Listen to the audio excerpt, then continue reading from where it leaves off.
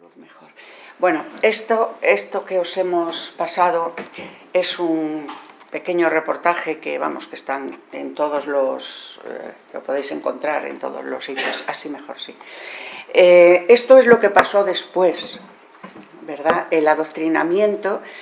no sé si recordáis la primera parte del documental cuando habla que se deroga la ley creada, creo que fue en 1932, no os lo puedo asegurar, o el 33, el nuevo Código Penal que creó la República. Lo derogan y imponen el de 1898, el Código Penal que tomó toda la, imaginaros, ¿no?, del siglo XIX. Y ahí es cuando se cortó, porque el franquismo lo que tenía detrás eran 8 años de gobierno republicano que con sus más y sus menos, pero había sido definitivo para la progresión de la mujer. Es decir, las leyes que se habían creado en esos años para nosotras fueron impresionantemente avanzadas. Pensar que la ley de divorcio, la ley de la equiparación de los hijos naturales y los que nacían dentro de la familia fue un avance.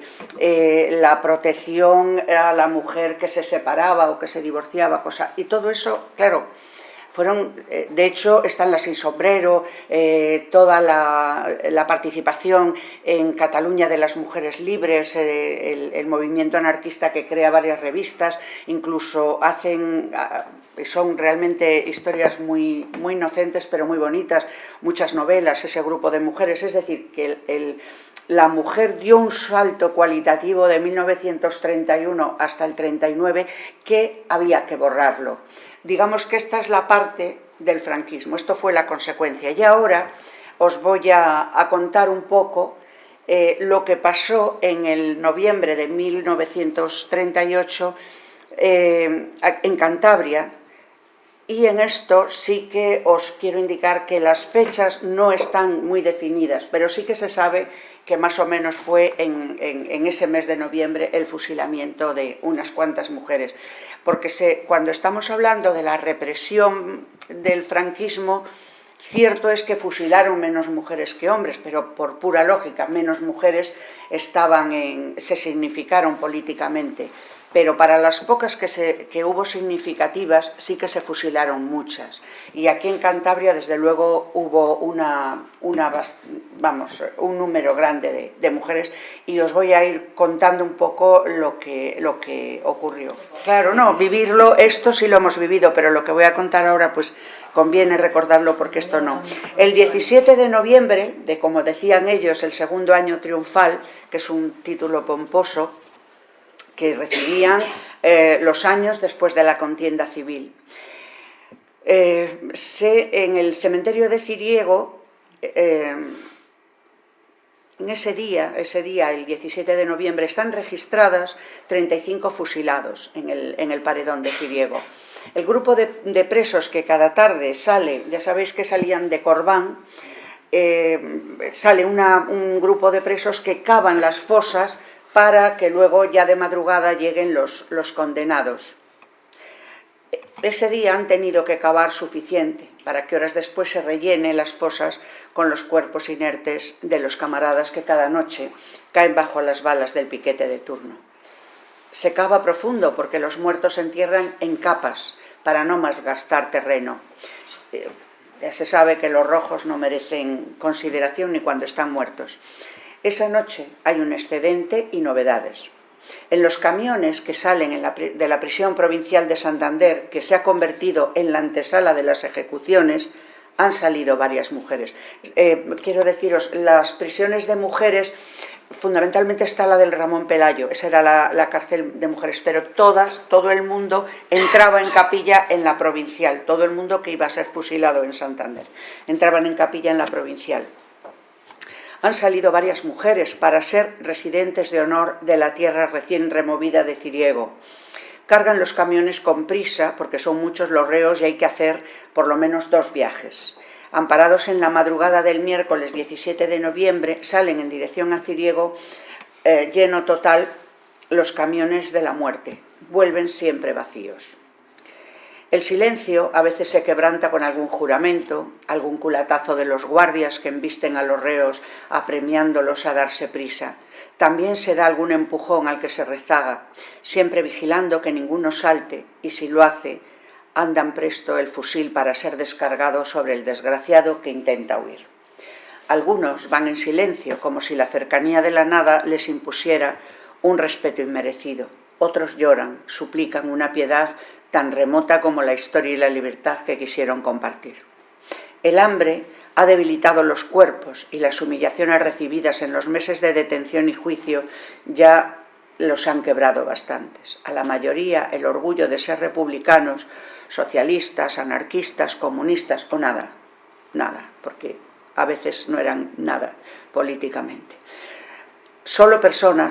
Eran solo personas que creyeron que era posible tener pan en la mesa cada día sin humillar la cabeza ante un amo hostil. Gente que detestaba una iglesia que amordazó la libertad durante siglos y a una monarquía que solo se servía a sí misma. La mayoría llevaban consigo el recuerdo del abrazo materno, de la novia, de la hermana, mientras colgaba de sus ojos la última lágrima que pendía con el tintineo de no dejarla escapar. ¿Cómo se comporta un ser humano ante la muerte? Nos preguntamos. Pues depende. Hay algunas personas con temple, labrado por el heroísmo como el de Matilde Zapata, que repartió paciencia y comprensión a las compañeras de prisión hasta el último momento. Las compañeras de prisión de Matilde Zapata siempre recuerdan que no decayó en ningún momento. Por si alguien no conoce a Matilde Zapata, era una periodista, compañera, mujer de Luciano Malumbres. A Luciano Malumbres le fusilan en junio, finales de junio de 1936. Yo recuerdo que cuando en el Parlamento de Cantabria abolieron la ley de memoria, yo estaba presente en el palco de invitados, y cuando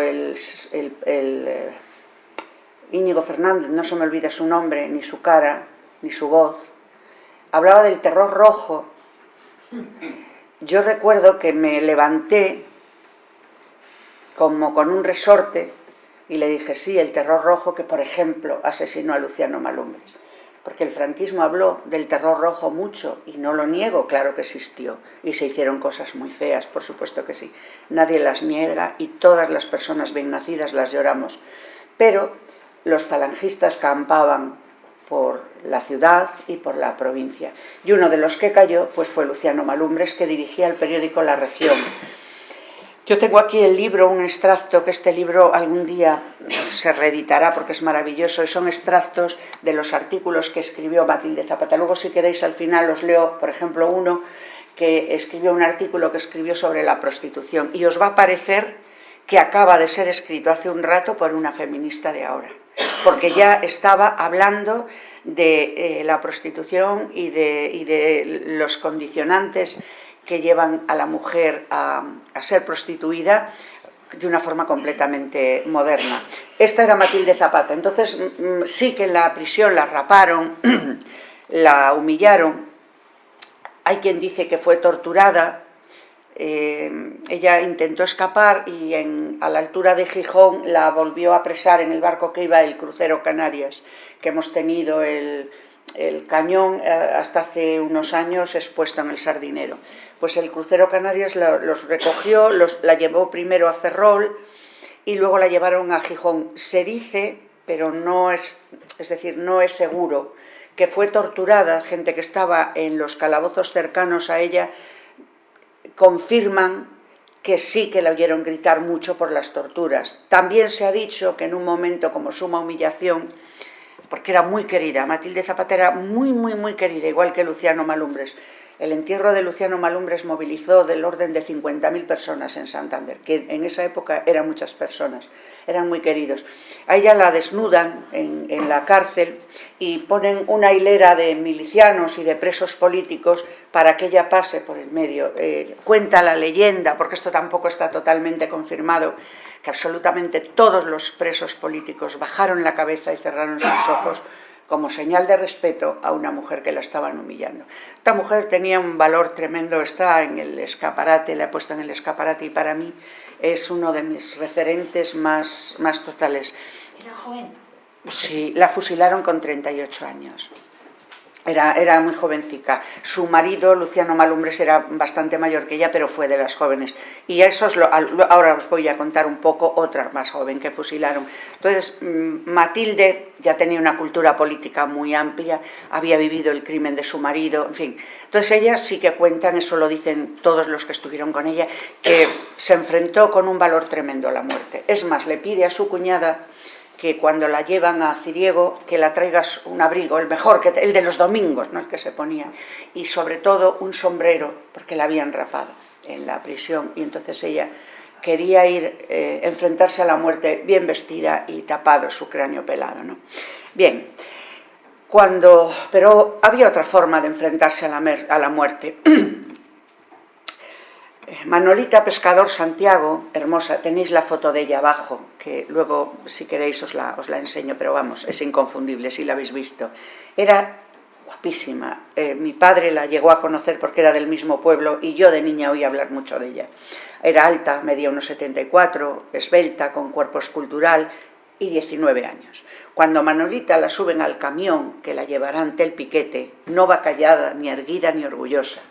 Manolita llora, patalea, porque no quiere morir.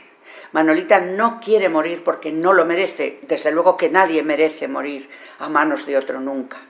Pero ella se enrabieta porque sabe que es inocente de la malvada acusación de un crimen que no cometió y quiere seguir amando al joven que ha conocido hace poco y dejarse amar por él de la misma forma. Es probable que Manolita Pescador quisiera seguir ese amor, casarse o no, tener hijos o no, formar una familia o no. No sabemos sus sueños, porque el miedo ocultó las biografías y las ansias de los fusilados. Solo sabemos que era guapa, que creyó que el mundo iba a cambiar, que se vistió un mono azul porque le gustaba pavonearse por monte delante de los vecinos con su pistola al cinto, alardeando de miliciana y de valiente, cuando solo era una jovencita un poco rebelde, poco más. Alguien encontró un cadáver en una zanja del pueblo de Monte, decidiendo que esa muerte iría en el haber de Manolita Pescador Santiago. Motivos los ignoramos. Quizá era demasiado guapa, a lo mejor le gustaba llamar la atención, pavonear su belleza delante de los que no podían conseguirla, o nada. Porque hay maldad humana gratuita, eso nos lo ha contado Hannah Arendt en la famosa teoría de la banalidad del mal, y la denunció. Quizá ese es el motivo de que a Manolita la condenaron, porque sí, sin más. En los juicios que se realizaban en el Instituto Santa Clara no había tiempo de florituras. Cada 10 minutos se despachaban vidas con la soltura del genocida que limpia el país para dejarlo al albur de los suyos. 10 minutos para que la acusación hable, para que un defensor de los que la condenaban, militar y nombrado por los propios esbirros, la defienda. Son muy pocos minutos. A su lado hay una larga fila de reos que hay que despachar, además de rellenar las sentencias con lenguaje militar y conciso. No se puede perder el tiempo con la basura humana roja, piensan los integrantes del tribunal militar, y más siendo mujeres. Porque la patria no tolera a mujeres libres que se pavoneen vestidas de milicianas, o que escriban, o que piensen, o que hablen, o que participen en política. El nuevo régimen quiere mujeres sumisas, enredadas entre la sacristía y el hogar, amamantando hijos para la patria y haciendo sus labores de forma silenciosa y sumisa, como hemos visto. Como os decía, Manolita es guapa, se pavonea con su traje de miliciana y hace gala de ser socialista. Es una mujer que no sirve para la Nueva España.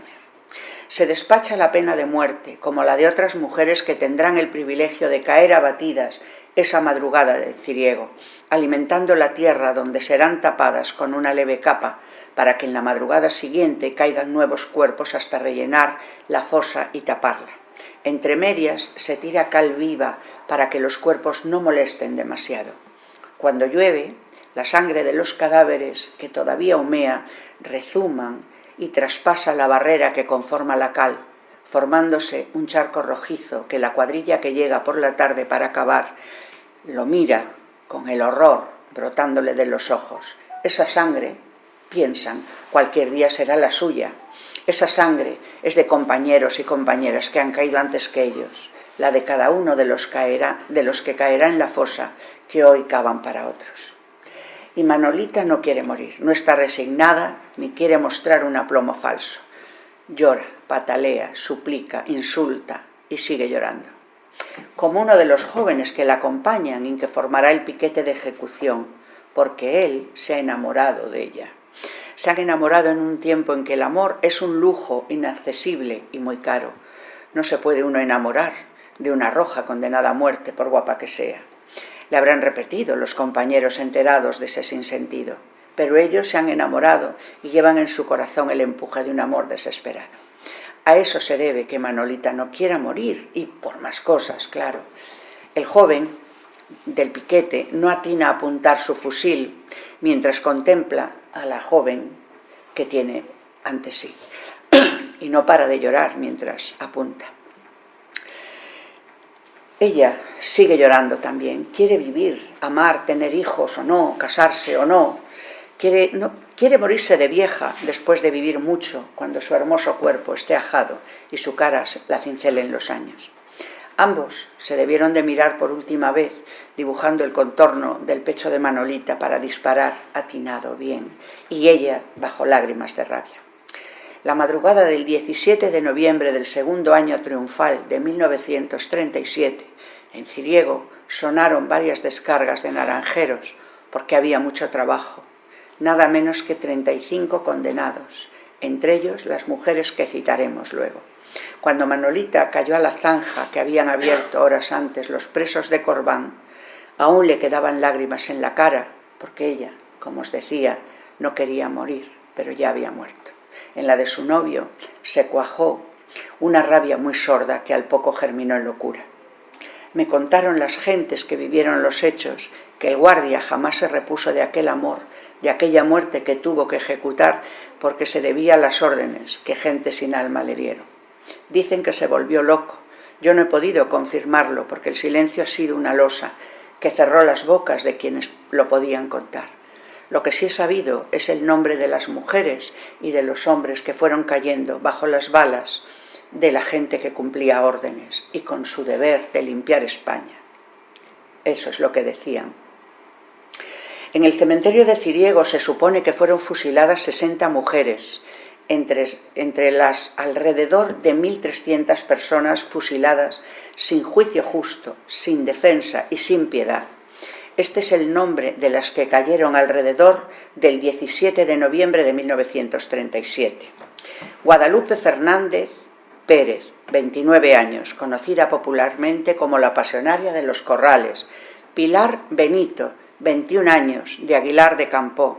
Alejandra Bañuelos Recio, 19 años. Damiana Pérez, 18 años. Manuela Pescador Santiago, 19 años. Y otras 5 que no han sido todavía investigadas y que están desconocidas. Don Ramón Saiz Viadero las llama las Rosas Rojas de Cantabria, por cierta similitud de su historia con las 13 rosas madrileñas que ha cobrado tanta vigencia recientemente.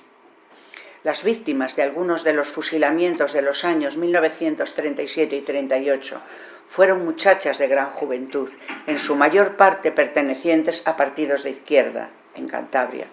El 28 de octubre de 1937 fueron fusiladas en el frontón de Reynosa Rosa García García, de 30 años, Lidia Fernández Gutiérrez, de 49 años, Felisa Lasuen Garmendia, de 28 años. El 20 de diciembre de 1937 fueron fusiladas Teresa Ceballos González, 35 años, Felisa Barriuso González, 26 años. El 22 de diciembre de 1937, Asunción Castañeda Collado, de 34 años. Y Matilde Zapata Borrego, he dicho antes 38, no, tenía 35, fusilada el 28 de mayo de 1938. Todo esto que os estoy contando está en el libro de José Ramón Saiz Viadero, Mujer, República, Guerra Civil y Represión en Cantabria, del editorial Librucos, y está en la página 169. Distintos investigadores nos dan cifras diferentes. Hay 3 nombres registrados en Ciriego que José Ramón Saiz Viadero no contabiliza, Ramón nos contabiliza 11 en total, 11 mujeres fusiladas, aunque, como ya he dicho antes, se ignora el nombre de 5. A todas ellas, el recuerdo os abraza, compañeras. Dejaremos una y otra vez vuestros nombres grabados en la piedra de la memoria para que no se olviden. Yo me comprometí el año pasado que hice esta charla, la hice en el cementerio de Ciriego, me comprometí que todos los meses de noviembre, mientras permaneciera en este mundo y con lucidez, y espero que después los que me sigan, el mantener estos nombres en la boca y en la mente de todas nosotras, precisamente porque el mes de noviembre quizás es significativo para la violencia contra la mujer. Al hablar de estos fusilamientos y poneros antes esto, os quiero decir que a estas mujeres estoy completamente segura que casi ninguna tendría ningún delito imputable, más que, bueno, lo que hacía, a Manolita la conoció mi padre era de Monte y mi madre también, y siempre resaltaban la belleza que tenía, el que era muy chula, diríamos, ¿no? Ella se puso el traje de miliciana y se paseaba por el pueblo vestida de miliciana, un pueblo bastante derechista como Monte, pero, y mi padre era muy de derechas, aseguraban que jamás había hecho nada malo, nunca. La mayoría de ellas, imagino que fueron fusiladas de esa manera. Los juicios que las hicieron no nos hacen pensar lo contrario. Y las fusilaron por ser mujeres libres, que hablaban, que leían y que participaban en política, para que después llegara lo que habéis visto. Las imágenes que habéis visto y que, como bien decía Raquel, las recordamos, no sabemos el cara al sol de memoria. Yo no he conseguido olvidarle, yo me le sé de memoria, porque esto lo hemos vivido las mujeres, los hombres también, pero un poquito menos. Todo esto, si vosotros veis algún documental de los nazis, de las cosas que se hacían en Nuremberg, las imágenes os lo van a recordar, y eso tiene un sentido. Pilar Primo de Rivera y sobre todo Mercedes Sanz Bachiller, que era la viuda de Onésimo Redondo, una mujer inteligentísima, era muy fascista, pero yo la tengo biografiada en La Pajarera, porque también tengo alguna, porque era una mujer inteligente y que hizo cosas que no encajaban, por eso la echaron. Luego las otras falangistas la echaron. Pero ellas viajaron a Alemania, viajaron en 1933, en 1934, en 1937, luego ya después en el 39, y copiaron absolutamente todo de las asociaciones nazis alemanas, las famosas 3Ks. Yo no lo sé decir en alemán, pero era casa, cocina y niños. En alemán era 3Ks. Entonces, toda esa parafernalia que nos hacían, los famosos bombachos que los hemos llevado puestos todas, ¿no? Para darnos las volteretas y que no se nos vieran las piernas, ¿no? Todo eso está copiado exactamente de el tratamiento que los nazis daban a la mujer en Alemania, con una diferencia. Los nazis no hablaban para nada de la religión, mientras que en España, poco a poco, se fue sustituyendo el falangismo y el nacionalsocialismo que habían copiado de los alemanes por el nacionalcatolicismo. Y casi estoy por asegurar que salimos perdiendo, porque como creo que ha sido Libertad la que ha apuntado, fue la Iglesia la que cerró los candados de todos, pero sobremanera de la mujer. Bueno, esto es un poco todo. Ahora ya sí, ya podemos hablar. Si queréis, hay más. Yo había preparado más. En esto de las mujeres de Ciriego, hay discusión con lo de esas 11 que murieron, y yo repito y hago mucho hincapié, no sabemos exactamente si fueron el 17 de noviembre, el 11, el 12, pero sí que la mayoría murieron, menos Matilde, que Matilde murió. Curiosamente, se da una circunstancia muy curiosa con Matilde Zapata, que yo desde que la primera vez que oí hablar a Ramón Viadero de ella, pues ya me pareció un personaje a destacar. Cuando yo investigo todo lo concerniente al fusilamiento de mi tío, recuerdo perfectamente el momento en que mi hijo, que estaba en Ferrol, que estaba investigándolo mi hijo en el archivo militar de Ferrol, me dice que está leyendo el día y la hora en que fusilaron a mi tío. Y me encuentro con que fue el 28 de mayo de 1938, solo que a mi tío le estaban fusilando en el cementerio de Vistalegre de Bilbao y a Matilde aquí. Yo siempre que he ido a Ciriego me encontraba con las fosas y yo sabía que mi tío había sido fusilado, pero no sabía, no habíamos investigado dónde. Y yo siempre que ponía flores allí me daba mucha pena decir, yo no sé dónde está mi tío, no sé. Pero siempre tuve la certeza de que igual que yo ponía flores a gente que no había conocido, alguien estaba poniendo flores en la fosa de mi tío. Pues cuando investigué a mi tío me encontré que el gobierno vasco, un gobierno de derechas, un gobierno del PNV, un gobierno muy religioso, había dignificado a todos los asesinados de Vistalegre, entre ellos a mi tío, y el nombre de mi tío estaba en el cementerio de Vistalegre. En el cementerio de Vistalegre no hay fosa. Cuando yo llamo para enterarme, los de Gógora, que es la Dirección de Memoria, la Dirección General de Memoria del Gobierno Vasco, digo, pues así veo la fosa y tal. Y el señor que me estaba hablando baja el tono de voz y me dice como con miedo, me dice, no, perdone, pero es que no tenemos fosa. Y yo le digo, ¿cómo que no? Si los fusilan en Vistalegre, pues mi tío estará en una fosa. Y me dice, no, porque en los años 50 abrieron la fosa y todos los restos los tiraron en el osario. Es decir, mi tío y todos los fusilados de Vistalegre, entre los cuales hay 30 y tantos de Cantabria que yo estoy pidiendo, estoy dando la lata a quien corresponde para que hagamos un homenaje en común con nuestros cántabros fusilados allí. No tienen ni fosa común, los tiraron al osario. Es decir, al osario. Sacaron los restos, es decir, los matan, los asesinan, los borran y los restos los tiran al osario. Es decir, que yo no he podido poner flores en una fosa porque no existe.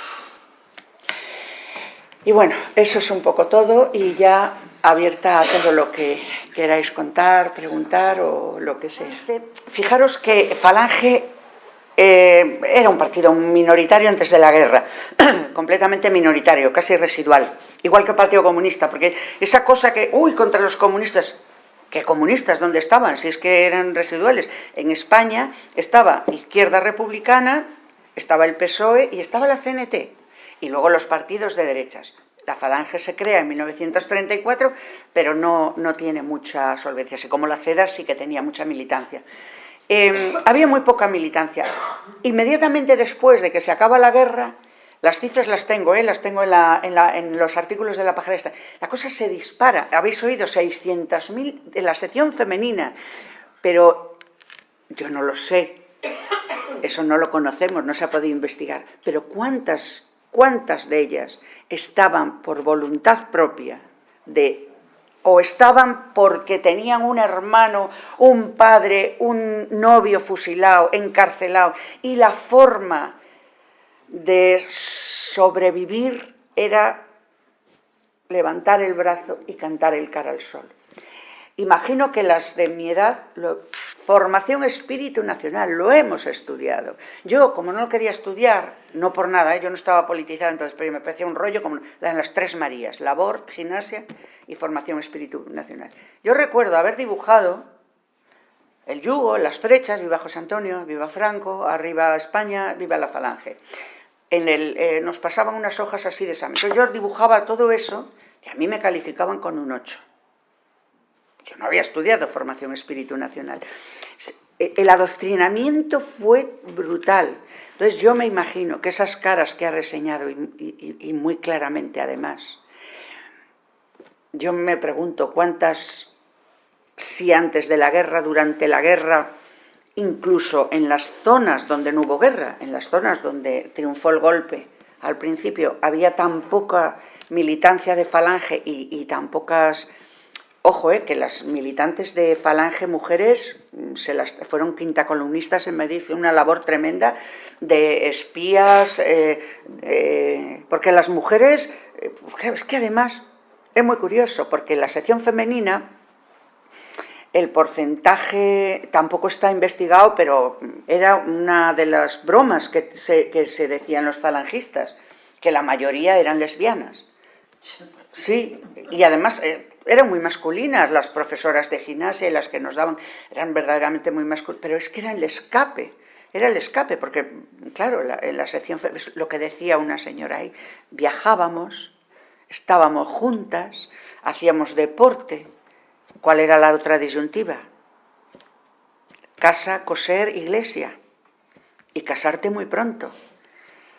Entonces sí, esas caras de... Yo me imagino que mucha gente de la que militó, tanto en Falange, de la División Azul a la División... Eso sí que está contrastado. A la División Azul se marcharon bastantes personas significadas políticamente en la izquierda para salvar la vida. Bueno, pues mira, me voy a pegar tiros y por lo menos... Y sobre todo para la familia, porque era también la disyuntiva de comer, el racionamiento, porque claro, las familias de los fusilados, por eso se impuso ese silencio. Yo lo de Manolita Pescador, no os imagináis lo que tuve que investigar. Ya Ramón, la foto es del libro de Ramón, pero luego yo quería ampliar el conocimiento sobre ella porque yo recordaba oír a mi padre, pero yo de niña cuando oía que Manolita Pescador y el guardia civil que la fusila se han enamorado y que... Yo esa historia, esto es un culebrón total, esto no puede ser. Yo pensé que no era cierto. Total, es que el guardia que la está custodiando, que la fusila, se enamora de ella, se vuelve loco. Eso lo contaba mi padre y mi madre, luego Manolita, tal. Y yo decía, esto no puede ser verdad, esto no es tan... Y claro, entonces cuando yo me decido a escribir sobre ellas, pues contacto con las peluquerías Pescador, pero resulta que es una rama de la familia, que son amigos, una rama de la familia que no... Bueno, que hay un desencuentro. Y me ponen en contacto con un chico que es familia de esa rama, de los Pescador. Y él me da el teléfono de su madre, y yo llamo a su madre, que su madre era prima de Manolita Pescador. Y me cuenta esa mujer. Dice, no, yo no te puedo hablar de mi prima de forma directa, porque en mi casa, en mi familia, jamás se habló de ella.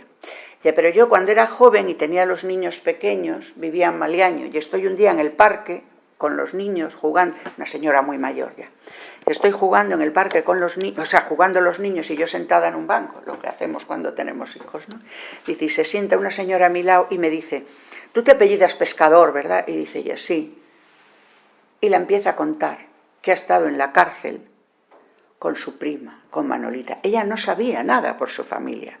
Y le empieza a contar la historia del guardia civil, que se habían enamorado en la prisión, que les dio una locura de amor tremenda, en los lloros de Manolita, los pataleos de Manolita, cuando la cargan en el camión y se lo cuenta una persona ajena a su familia. Esta mujer cuando llega a su casa les pregunta a sus padres, y los padres, me contaba ella, dice, mi padre se quedó blanco, lívido, el padre era hermano de Manolita Pescador, blanco, lívido, y le dijo, de eso en esta casa no se habla. Entonces, ese miedo, ese terror, era real, y eso nos ha llevado a mucho desconocimiento. Entonces, me consta, porque he oído bastantes historias, de hecho abajo, en la vitrina hay un trocico pequeño de bandera republicana, que eso se lo cuento a todo el mundo que entra porque me siento muy, muy orgullosa de ella. Es un trocico pequeño de bandera republicana. Esa bandera fue izada en el 13 de abril de 1931 en Melilla, porque Melilla y Éibar fueron las dos poblaciones que primero se convocó a la República. Y cuando dan el golpe de Estado, izan la bandera y cortan trozos y cada uno se lleva el suyo. Entonces ese trozo me lo ha traído una chica de aquí que se enteró que lo abríamos y lo poníamos. Bueno, pues el abuelo de esta chica ella me ha traído muchas más cosas. Y vais a ver abajo que hay 2 o 3 certificados, como él, toda la familia roja, rojísima, pero claro, se alista al otro bando. Están ahí abajo, se alista y le aceptan con 16 años. Ojo, cuidado, que la mayoría de edad, por ejemplo, a mi tío le falsean la edad, a mi tío lo fusilan con 19 años, que era menor de edad, entonces le fusilan con 19 años y ponen que tiene 34, es mentira. O sea, eso sí que me consta porque en mi familia sí se habló. Entonces, el padre de esta chica se va al otro bando porque sabe que toda su familia son rojos, los van a masacrar. Entonces dice, bueno, pues me voy a luchar. Cae herido en Cáceres, está el certificado del cuando ingresa en el hospital porque se ve ahí la edad del chico. Entonces la chica me lo ha traído y me dice, exponlo para que se vea que los fascistas movilizaban a gente con 16 años. Entonces, eso pasó porque había que sobrevivir, y sobre todo la familia. Porque el señalamiento, eso lo habréis oído contar, de aquí de Ciriego, vamos, además mis abuelos vivían cerca, vivían en la Albericia, entonces veían el trasiego acabo ahora mismo. Y cuentan, eso lo habéis oído muchas veces contar, que no se podía ir ni al cementerio, ni vestir de luto.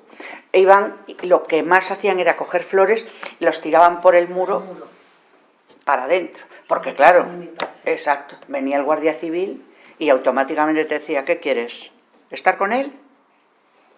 Y tiraban las flores. Y como te vieran de luto, sabiendo que estabas ahí, que llevabas luto por un fusilado rojo, pues, es decir, dime, libertad. Daros cuenta, Manolita, en ese tiempo, la mayoría, ese tiempo, yo las primeras elecciones en España, yo tenía 2 hijos. Con 18 años tenía 2 hijos, vale, no me digáis nada. Tenía 2 hijos, pero no pude votar. Porque era 21 años. Entonces, en el año 37, 38, 39, que aquí se fusilaba, ya en el 42, 43 la cosa empezó a calmarse un poco de fusilamientos. Pero esto lo tiene muy investigado Antonio Intañón en el libro, que todo esto que estoy citando lo tenéis por aquí, los libros están por aquí, lo podéis comprobar sin ningún problema. Y el libro de Intañón habla de que los primeros años, y eso se lo he oído además contar a mi abuela, porque mi abuela sí hablaba, y la debo, siempre la nombro y la debo mucho por eso, contaba que todas las noches, al principio, o sea, el año 37, 38, incluso el 39, que podía haber 2 y 3 camiones por noche. Cada camión llevaba 15 aproximadamente. Esto lo cuenta muy bien Antañón en su libro. Más o menos 15 cabían en el camión, porque iba a la parte de atrás del camión. O sea, les cogían en la provincial y los cargaban. Entonces, mis abuelos, que vivían justo enfrente de la iglesia de la Albericia, a las 2, 3 de la mañana, en el silencio de la noche, pues había muy pocos coches y sentían el ruido de los camiones. Entonces se levantaban los dos y contaba mi abuela que movían con la luz apagada, claro, porque si encendían la luz desde la carretera les podían ver. Movían un poquito la cortina y veían pasar los camiones. Mi abuelo, que se había salvado por una intervención, es una historia que está escrita también y que la podéis encontrar en la pajarera, que se había salvado pero su hermano le habían fusilado.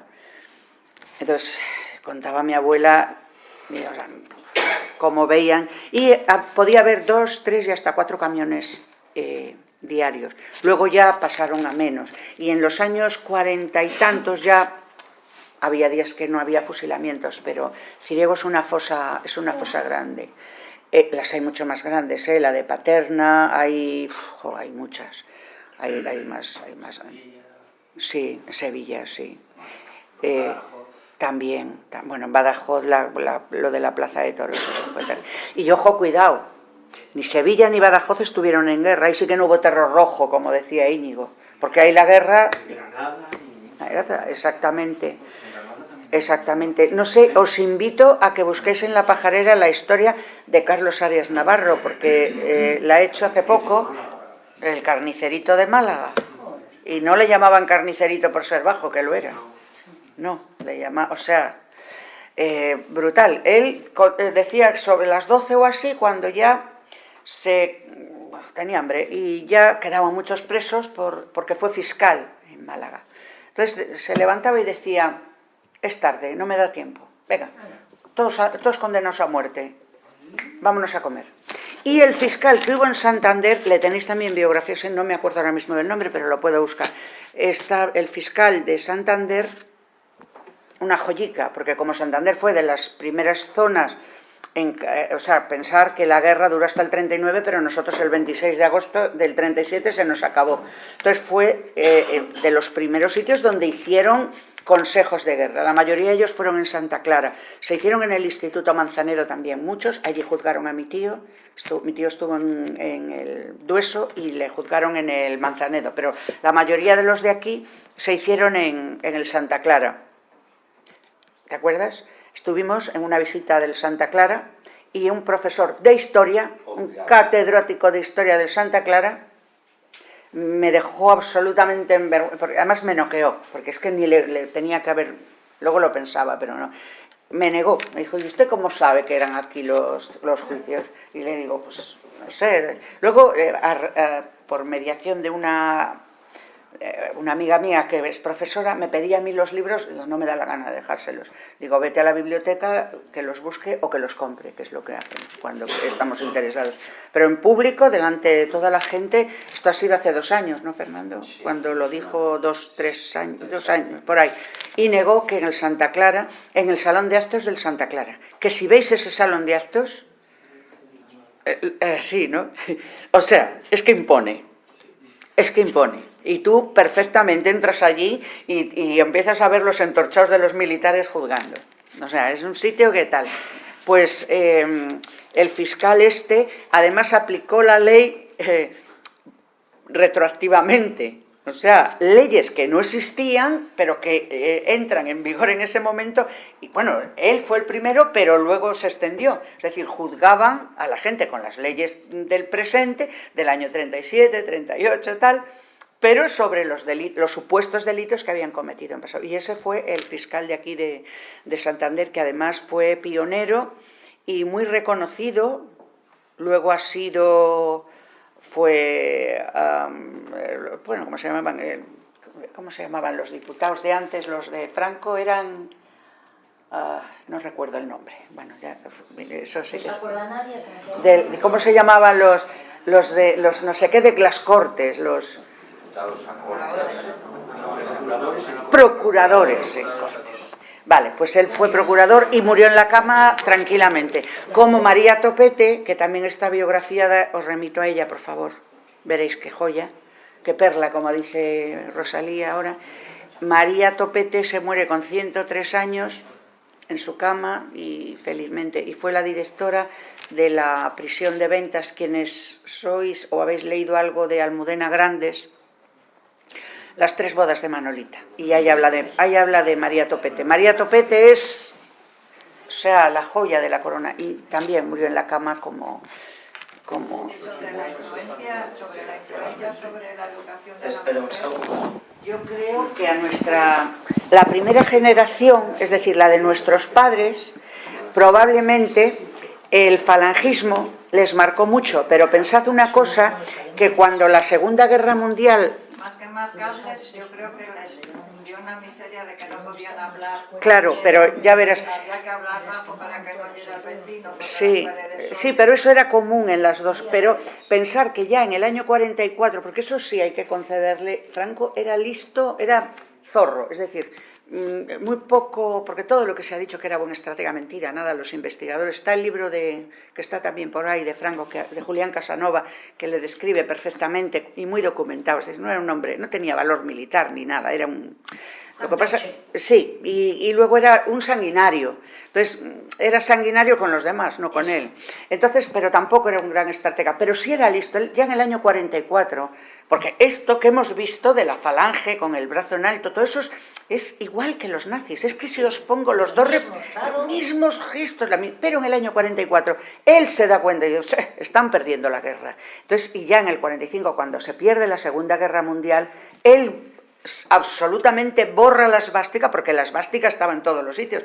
Vais a ver fotos abajo, las que las habéis visto, de Santander con la esvástica. En el Paseo de Pereda, cuando entran, ponen un pedazo de esvástica de muchos metros. Pero en el año 45, Franco lo que quiere es amigarse con los americanos y con los aliados, porque estaba acojonado de que los invadieran. Entonces borra la esvástica y ya... A los falangistas pensar que hay unos sucesos en Vitoria, que hay un tiroteo entre franquistas y falangistas. Eso a lo mejor o sea, se pelean entre ellos, porque el falangismo considera que Franco le ha traicionado, los falangistas puros. Entonces entra la Iglesia. La Iglesia se apodera, el apoyo que Franco había tenido de la Iglesia se lo devuelve en la educación, Raquel. Por eso nosotras, las de nuestra generación... Qué vergüenza, que llevaba bajo palio, eso lo hemos vivido hasta que se murió. Ya sabéis, todo el... exacto, y entraba y tenía palco en la Iglesia. Entonces, la Iglesia pasa el régimen falangista y fascista, se transforma en el nacionalcatolicismo. Y por eso yo os decía antes, yo creo, fíjate, porque los nazis, dentro de... A ver, más que estás grabando, a ver si van a decir luego, está justificado. No, pero la mujer en Alemania hacía deporte, era vigorosa, era fuerte, no tenía ese condicionante moral que la virginidad, por ejemplo, entre los nazis, pues hombre, mientras lo hicieras con la raza pura, pues no, el problema es si te... un judío o algo, ¿no? Pero los condicionantes de la Iglesia tridentina, porque la Iglesia católica aquí era lo que fue. Entonces, todos esos condicionantes entran cuando sí, en muchos casos. Yo luego en el colegio daban formación política, pero ni caso. Eso lo que... nada. Gimnasia, nada. Pues ya nos podían haber enseñado a hacer gimnasia. Nada, era de broma para nosotros. Nada. Pero, hacer el papelón solo, pero como no fueras a misa, o sea, ¿y la moral? Como misa, rosario, bendición. Sí. La moral, yo recuerdo en un colegio en el que estuve interna, y era yo estaba haciendo bachiller, pero había ejercicios espirituales. Bueno, de los jesuitas. yo en Pedreña, anda que no me los he comido. Nos lo pasábamos bien en los ejercicios espirituales. Anécdota, a raíz de eso. Yo tenía 13 años. 13 años. Me confieso después de unos ejercicios espirituales con un jesuita, y el jesuita me pregunta si yo, cuando me ducho con manopla o con esponja. Y yo le digo, con esponja, y me dice, pues le tienes que decir a tu mamá que te compre una manopla. Y claro, yo en el confesionario alucinando, no sabía, os juro que no sabía de qué me estaba hablando. Y le digo, pero ¿por qué? Y me dijo él, es que la mano no puede tocar el cuerpo. Claro, yo cuando salgo de ese confesionario y me pongo a pensar, a darle vueltas, y yo decía, ¿y cuando me pique algo, cómo me rasco? ¿Que me pongo un guante? Claro, eso, tampoco soy tan mayor, no somos tan mayores. Como una pesadilla. Aquí han presentado, en Cantabria, han venido varias patronatas. Tenemos una en Torlavega, Loli, que algún día van a venir, y Paca, van a venir a hablar del patronato, porque yo del patronato me he estado... yo creo, fíjate, que el patronato de protección a la mujer, ahí superaron a los nazis. El patronato, Consuelo... bueno, el apellido no lo recuerdo, que es, digamos, la que ha movido. Ahora ya el patronato está muy movido y ya está reconocido, van a ser reconocidas como víctimas, porque no estaban reconocidas como víctimas, es que las mujeres llevamos siempre la peor parte. El patronato, ella lo llama, eran la Gestapo, dice, es la Gestapo, pero además a niñas. Es decir, empezaron con eso, con el gen rojo. Están abajo las fotografías de Vallejo Nájera y López Ibor, que fueron porque es que ellos habían estudiado en Nuremberg. Y el famoso parque del doctor Morales, ahí estaba la clínica del doctor Morales, que también podéis leer en La Pajarera todo lo que se ha escrito sobre el doctor Morales y Leonora Carrington, que estuvo en la clínica de... Sí. El parque del doctor Morales, entonces el doctor Morales estuvo con ellos en Nuremberg. Lo que se hacía en esa clínica lo habían aprendido con el doctor Mengele. Y los dos, López Ibor y vinieron educados de la Alemania nazi y montaron aquí toda la psiquiatría en base a lo que habían aprendido en Nuremberg con los nazis. Entonces el tema del gen rojo empiezan primero quitándole los niños. En todos los sitios del patronato, de todos los sitios de España, empiezan a quitar a los niños porque ellos consideran que las mujeres rojas... Está por ahí el libro, no los tenemos todavía clasificados, pero he conseguido un libro del doctor Morales de 1946 y le podéis consultar, que está por ahí. El título ya os indica mucho lo que piensan las mujeres, decía él. Y entonces lees pues eso, que somos, que la mujer tiene una debilidad mental ya congénita y la mujer roja es... O sea, la mujer roja tiene, además de la debilidad mental por ser mujer, pues el gen que nos hace ser promiscuas. Bueno, entonces el quitar a los niños, eso se empleó a fondo María Topete. Es brutal, de verdad, buscarlo en la pajarera, en la historia de María Topete, porque no está biografiada. Hay solo un libro sobre ella, me costó mucho encontrar.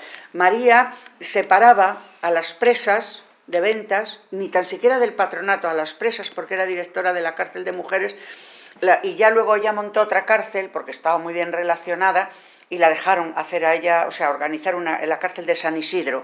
Y allí, a los bebés de las presas, los tenía separados todo el día y solo las dejaba 1 hora estar con sus bebés recién paridas. O sea, yo no me puedo imaginar esas madres, oírlos, claro, ellas con el pecho así, con la leche, pero no les dejaban ni amamantar a los niños para que no le transmitiera el gen rojo.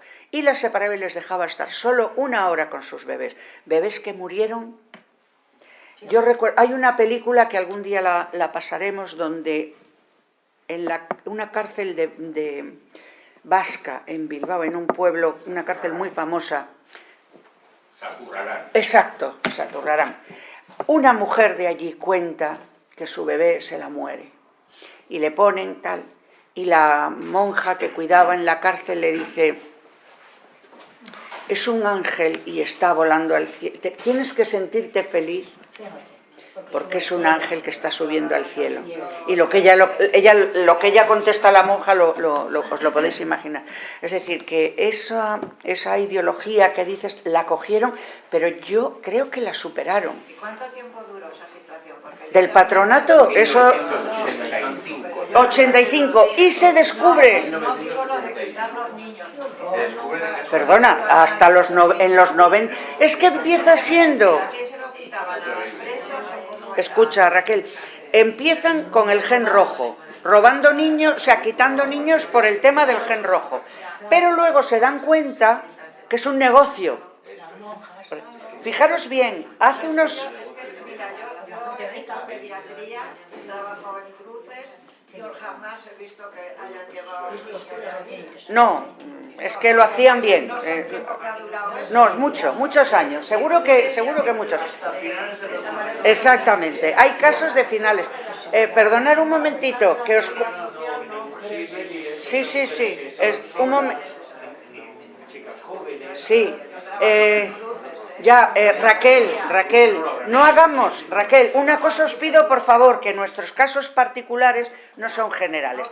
Cruces no robaría niños, pero se robaron, créeme, hasta el año 90 y tantos, está investigado y condenado. En Cruces no. En cruces y en el Hospital San Pablo. Bueno, Yo ya, pero el que no lo vieras no quiere decir que no existía. Eso no vamos a discutirlo, perdón. Era una organización tan perfecta que yo te aseguro que posiblemente, a lo mejor, no lo sé, pero es muy probable que en los sitios donde se robaban bebés, pues a lo mejor la mayoría del hospital no se enteraba, porque si todo el mundo hubiera estado enterado se habría denunciado. Pero fue un negocio... nacido el niño allí, iban recién nacidos normales, recién nacidos. Ya, Raquel, pero no estamos hablando de cruces, de verdad, vamos a dejar, porque los datos son los que son. Son investigaciones históricas que gente que trabaja en ello lo ha investigado muy seriamente, y además en febrero va a hablar, lo hará vía online, la que es presidenta de una asociación de bebés robados. Yo, fíjate, en mi corta vida estuve en Madrazo dando una charla sobre Matilde de la Torre, precisamente. Entonces yo leía unos textos y había 2 actores que interpretaban, o sea, yo estaba leyendo la vida y ellos interpretaban a Matilde de la Torre. Y poco antes de salir, el actor, que tendría 40 y tantos años, me da así en el hombro y me dice: ¿tú has escrito sobre el patronato y el robo de bebés y tal? Digo, pues sí, bastante. Dice, yo soy un bebé robado. Chico de 40 y pocos, ¿eh? Y le digo, ¿cómo? Dice, sí. Dice, mi padre se pone enfermo, muy enfermo, me pongo un día a rebuscar en casa, le pregunté, pues ¿cómo lo sabes? Me pongo a rebuscar en casa y me encuentro con unos papeles. Sus padres le habían comprado. Yo le pregunto, digo, ¿has conseguido encontrar a tu...? Y no había conseguido encontrar a sus padres biológicos. Tengo una amiga que su madre se ha muerto con el dolor de saber que le habían robado a una bebé, porque era una niña, le dijeron que había muerto. Eso decían. Exacto. Y ella se ha muerto con ese dolor, porque al principio, claro, cuando las madres decían eso, decían, estás loca. Sí. Y eso que has contado y que te lo agradezco, era muy frecuente. La gente paría en casa, eso era Vox Populi, para que no le robaran el bebé, porque había mucha demanda de niños y fue un negocio. De hecho, ha habido 2 juzgados. Bueno, la primera persona, pero ya sabemos cómo, Sor María, que se murió poco antes de que la juzgaran. Exacto, y el médico aquel. El médico era el médico de... Yo tampoco me acuerdo, pero era el médico del patronato. Entonces empezaron eso, para salvar a los bebés de los rojos, pero luego se dieron cuenta, pero que se dieron cuenta en los años 40, ¿eh? Y empezaron a vender niños. Y María Topete, en la biografía de ella además, está, o sea, es que y en el patronato yo os puedo... Es que, o sea... Está al acceso, os doy el nombre de ellas y las llamáis. Las patronatas, la presión que sufrían. El actor, que tendría 40 y tantos años, me da así en el hombro y me dice, ¿tú has escrito sobre el patronato y el robo de bebés y tal? Digo, pues sí, bastante. Dice, yo soy un bebé robado. Chico de 40 y pocos, ¿eh? Y le digo, ¿cómo? Dice, sí. Dice, mi padre se pone enfermo, muy enfermo, me pongo un día a rebuscar en casa, le pregunté, pues ¿cómo lo sabes? Me pongo a rebuscar en casa y me encuentro con unos papeles. Sus padres le habían comprado. Yo le pregunto, digo, ¿has conseguido encontrar a tu...? Y no había conseguido encontrar a sus padres biológicos. Tengo una amiga que su madre se ha muerto con el dolor de saber que le habían robado a una bebé, porque era una niña, le dijeron que había muerto. Eso decían. Exacto. Y ella se ha muerto con ese dolor, porque al principio, claro, cuando las madres decían eso, decían, estás loca. Sí. Y eso que has contado y que te lo agradezco, era muy frecuente. La gente paría en casa, eso era Vox Populi, para que no le robaran el bebé, porque había mucha demanda de niños y fue un negocio. De hecho, ha habido 2 juzgados. Bueno, la primera persona, pero ya sabemos cómo, Sor María, que se murió poco antes de que la juzgaran. Exacto, y el médico aquel. El médico era el médico de... Yo tampoco me acuerdo, pero era el médico del patronato. Entonces empezaron eso, para salvar a los bebés de los rojos, pero luego se dieron cuenta, pero que se dieron cuenta en los años 40, ¿eh? Y empezaron a vender niños. Y María Topete, en la biografía de ella además, está, o sea, es que y en el patronato yo os puedo... Es que, o sea... Está al acceso, os doy el nombre de ellas y las llamáis. Las patronatas, la presión que sufrían. Creo que no posguerra y tal, pero yo desde luego en los años 70 me parece dificilísimo robar un niño de No, pero es que no es que era difícil, es que era... Claro, es que... Hombre, por favor. Pero es que está, o sea, demostradísimo. Bueno, ya... Fíjate si era difícil... Y el pobre se cayó por el 3er piso de la comisaría, que se cayó. O sea, había cosas muy difíciles, pero que pasaban. Muy difíciles es condenar a un fiscal general del Estado y mira tú, pero es muy difícil, ¿eh? Y ha caído, es decir que... Claro que puede suceder. ¿Quieren intervenir ahí atrás? ¿El chico? Sí. Un segundo por aquí. Y yo lo cuento en charlas como estas, lo cuento y lo repito mucho, porque creo que es completa y totalmente significativa de lo que supone la memoria y el odio que todavía siguen teniendo. Mirad, hace muy poquito... Que hay que hacer para cicatrizar heridas. Escucha, sacar Raquel, dolores del pus, espera. tenemos metido. Hace muy poco ¿Qué hay he que publicado, hacer? he publicado algo en redes, no me acuerdo qué, sobre memoria, y me mandan un mensaje, porque están muy crecidos. Esto me han llamado muchas cosas, pero ya dirigirse directamente a mí, pues no, es la primera vez. Me mandan un mensaje en el Facebook a mí, o sea, llaman, pues ya sabéis, la terminología, no me hagáis repetirla, me llaman piojosa también.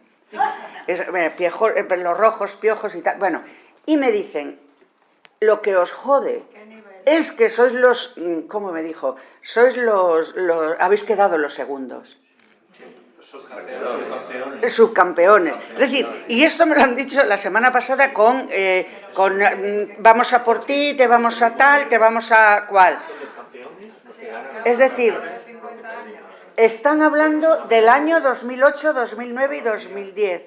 Y están hablando de que hoy todavía se vandaliza. Ciriego, yo me acuerdo hace 2 o 3 años, una Semana Santa, fui a pasear por allí porque suelo ir, además siempre voy, 28 de mayo, si queréis ir, siempre suelo estar por poner unas flores a Matilde Zapata. Este año no estuve porque estuve poniéndoselas a mi tío, que coinciden las fechas, pero a Matilde Zapata porque la fusilan ese año. Bueno, pues estaba por allí y me encuentro con el trilito, con la cosica de la República vandalizado.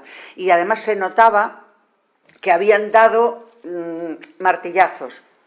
No que habían, porque dices, bueno, tiene una piedra y cae mal. No, o sea, estaba machacado. Es decir, ha sido un lavado, porque ellos han hecho la propaganda, el franquismo la hizo muy bien. Es decir, todo ese lavado de cerebro, todo ese bombardeo, claro, han sido, daros cuenta que el franquismo ha durado 38 años, la transición, estamos ahora mismo 50 años de la muerte de Franco. Y siguen. ¿Cuánto ha costado? Aquí tenemos a una diputada. ¿Cuánto ha costado llevar a Franco a Mingo Rubio? ¿Cuánto ha sido eso? Yo me gustaría preguntarle a Dolores Delgado lo que tuvo que vivir en ese viaje. Porque yo me imagino, ahí metida, con eso, con los... Es decir, o sea, es que lo hicieron muy bien. Mirad, yo...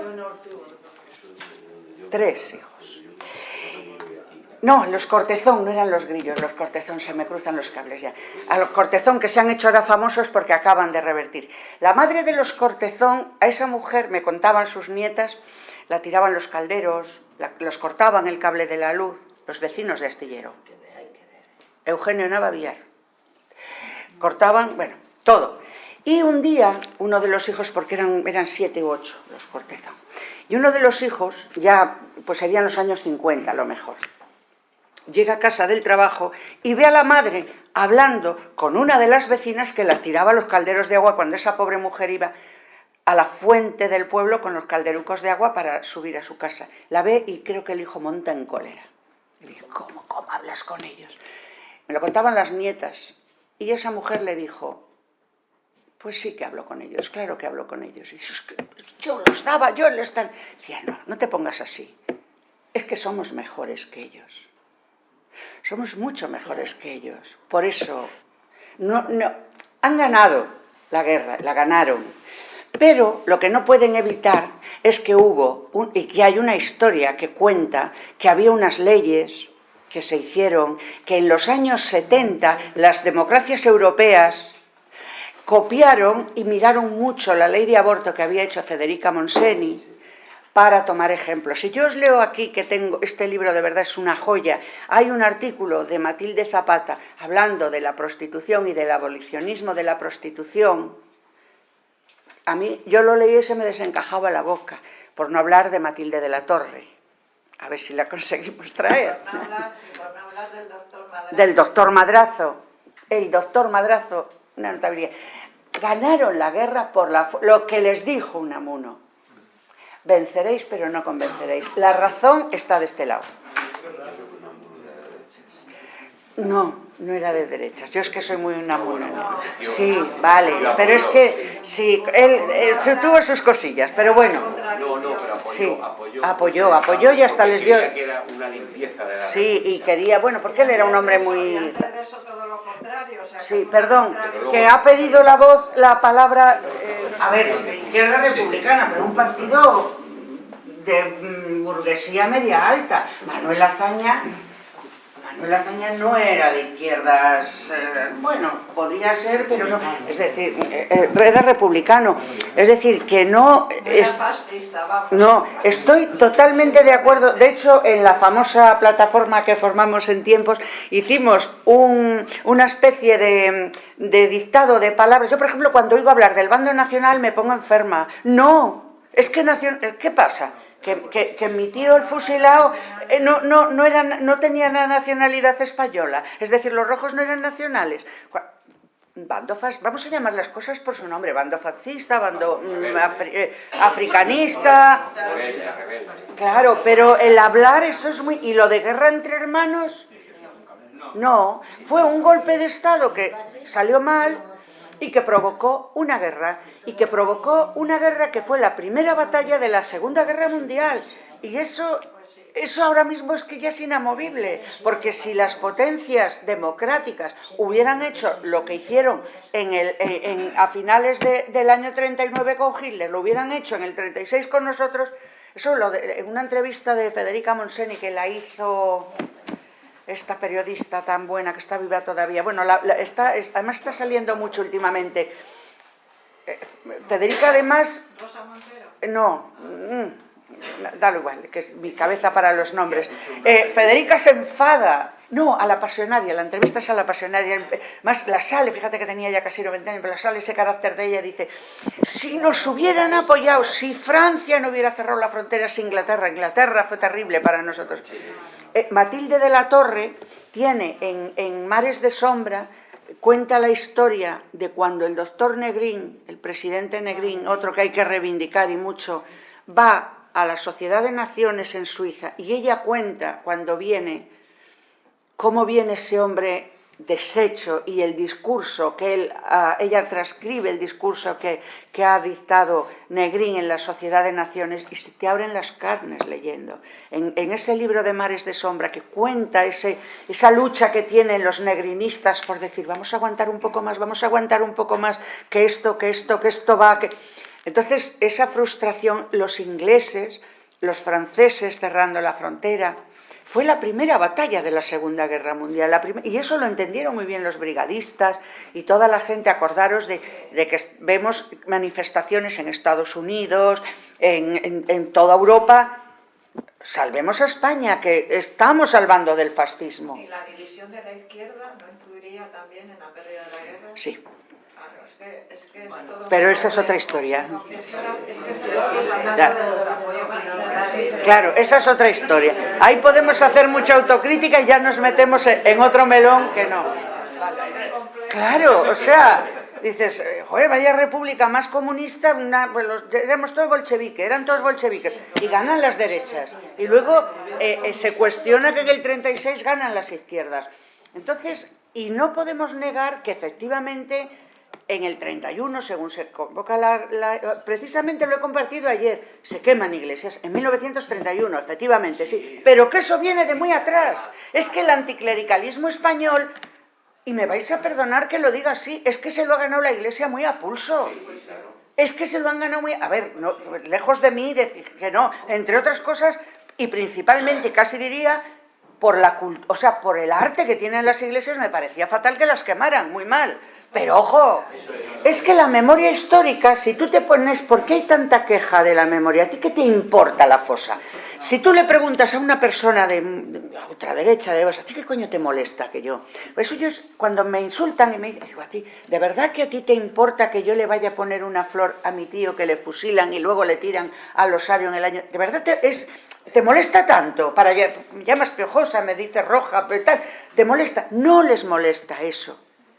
protesta es eso. Por lo que Porque podemos- además la derecha, El dinero. era la abolición aquí de la ley de memoria democrática, siguen permitiendo lo de las fosas, porque eso saben que no les preocupa. No les preocupa. Lo que les preocupa Es eso, es el la dinero. herencia, Mirad una cosa, Claro, porque han Eh, robado el trabajo en la esclavo, zona el derecho de oro. del Miera, eso lo cuenta muy bien Isidro En estas Cicero. circunstancias que la izquierda esté dividida, no se Raquel, deja la izquierda dividida, que no toca ahora, por favor. Hacemos otro día otra charla. Deja la izquierda dividida, que esa es una herida muy profunda. No, vamos a hablar de las... Mirad, el Miera... Podemos echar un poco las culpas a un... Claro, que se es- sale del tiesto, o sea, no estamos hablando Claro, de- exacto. Eso es como cuando la violada llega y le dice, es que llevabas la falda corta. No, es otra cosa, completamente diferente. O sea, no nos fusilaban por estar divididos, nos fusilaban por ser rojos. Escuchadme una cosa que decían, que cuenta Isidro Cicero en el Miera, en Liérganes, la Cavada. A la familia del Cariñoso la incautan todo. La incautan todo y se cargan a casi todos, a la hermana, al hermano, todos. Eran carniceros, panaderos, era clase media económicamente. A los muy pobres es que ni les tocaron, oiga, y eran a lo mejor tan rojos, incautaban a lo que la madre del Cariñoso se queda sin nada, eso se lo he oído de primera mano a la nieta.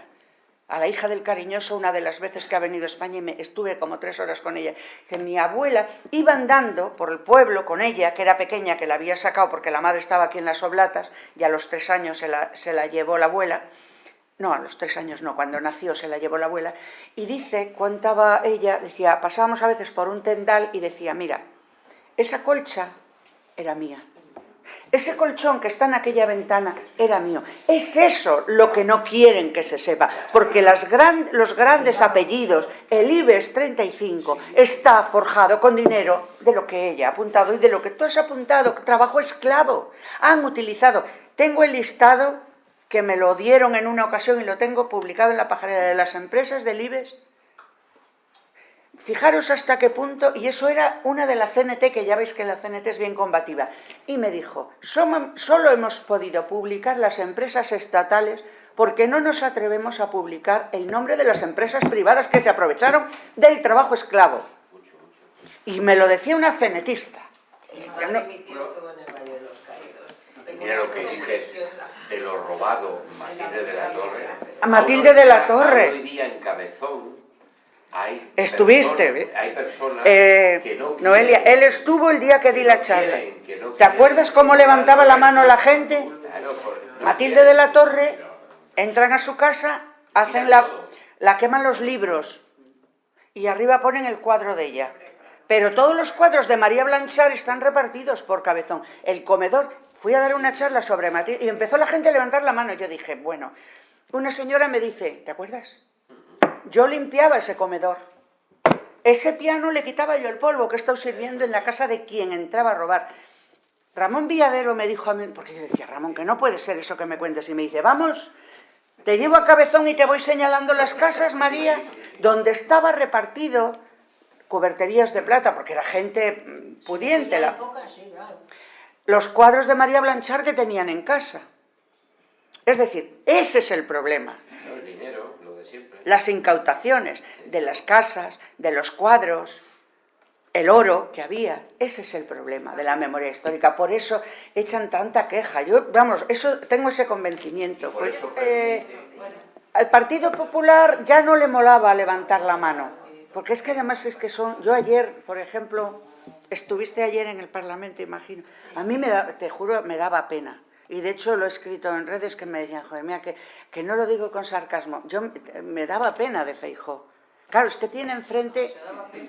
No estoy hablando nada. O sea, pero claro, tiene enfrente un gran parlamentario. Entonces dices, o sea, si tienes acceso a Pedro Sánchez, dile, tío, no te ensañes, que la envidia es muy mala. Tío, ¿cómo le dijo aquel día? Calma, no. Ánimo, Alberto. Entonces son muy tontos. Entonces ha llegado Vox y ha puesto folclore en la misma ideología. Vuelve a levantar el brazo como hacíamos. Vamos a meter a las mujeres otra vez en casa para que todos los incels, que supongo que sabéis quiénes son los incels, Que todos los ínceles puedan volver a echar casquetes cuando quieran, porque ya la mujer está sometida al hombre, ya no le va a decir que no.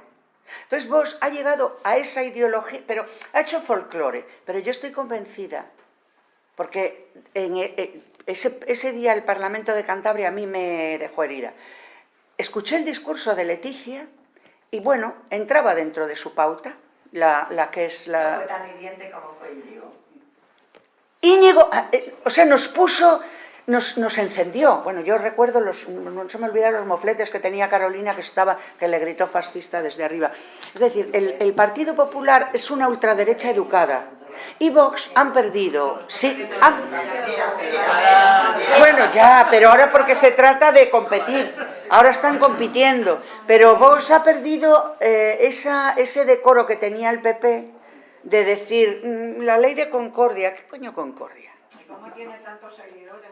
Pues porque no hemos hecho bien el trabajo que teníamos que hacer. Y lo pongo ya como colofón, porque yo creo que ya nos podemos ir a casa. Creo que lo importante, y para eso está hecho esto, todo lo que veis abajo y lo que hacemos aquí, porque la cultura es la única batalla que les podemos plantear.